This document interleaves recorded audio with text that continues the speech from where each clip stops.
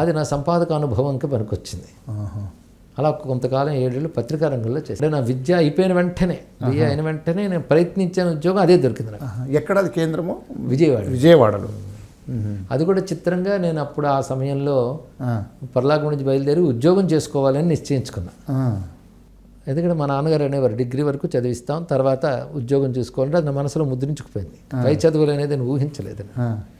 కానీ అప్పుడు మా కాలేజీలో నేను ఉన్నత శ్రేణి మొత్తం కాలేజీకి ఫస్ట్ రావడం వల్ల పెద్దలు సంతోషించారు. కానీ ఉద్యోగం చేయాలని ఉత్సాహంతో నేను ముందు హైదరాబాద్ చేరి ఒక చిన్న పత్రికలో ఒక ఉద్యోగం సంపాదించాను.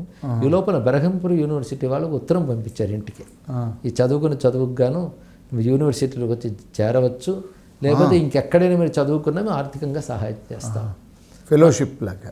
మా నాన్నగారు అది నాకు పంపించి ఇది పట్టుకుని తిన్నగా బరంపురం వెళ్ళి యూనివర్సిటీలో చేరు అన్నారు. నేను బయలుదేరుతూ ఉన్నా, ఒక్కసారి విజయవాడలో దిగి విశ్వనాథ్ సత్యన గారి ఇల్లు చూడాలి అని కోరిక పుట్టింది. నేను ఎప్పుడు విజయవాడ వెళ్ళలేదు, అదే మొదలు. విశ్వనాథ్ సత్యన గారు అప్పుడు లేరు, ఆయన ఎప్పుడో వెళ్ళిపోయారు.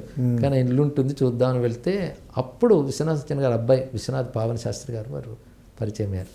వారు ఎంత ఆదరించారో. ఆ రోజు వాళ్ళ ఇంట్లో అల్పాహారం చేసి ఇక్కడ ఏదైనా పత్రికా సంస్థ ఉంటుందా అని చూస్తే అక్కడ స్వాతి దగ్గరగా ఉంటే వెళ్ళి అడిగాను. ఆయన ఉద్యోగం ఇచ్చారు నాకు. దానితో మళ్ళీ తిరిగి వెళ్ళి ఈ కోర్సులో జాయిన్ అవ్వడం నిర్ణయం మార్చుకొని మా నాన్నగారికి తెలియజేసి ఇక్కడ ఉద్యోగంలో చేరాను అని చెప్తే నాన్నగారు సంతోషం. అది యాదృచ్ఛిక సంఘటనే కదా గురువు? యాదృచ్ఛికం. ఈ జీవితంలో వెనక్కి తిరిగి ఆలోచిస్తే అన్ని యాదృచ్ఛికాలు ఈశ్వర సంకల్పాలు అనిపిస్తాయి, పట్టుకుని నడిపించినట్లు తెలుస్తుంది. ఆ విధంగా పత్రికలో చేరాను.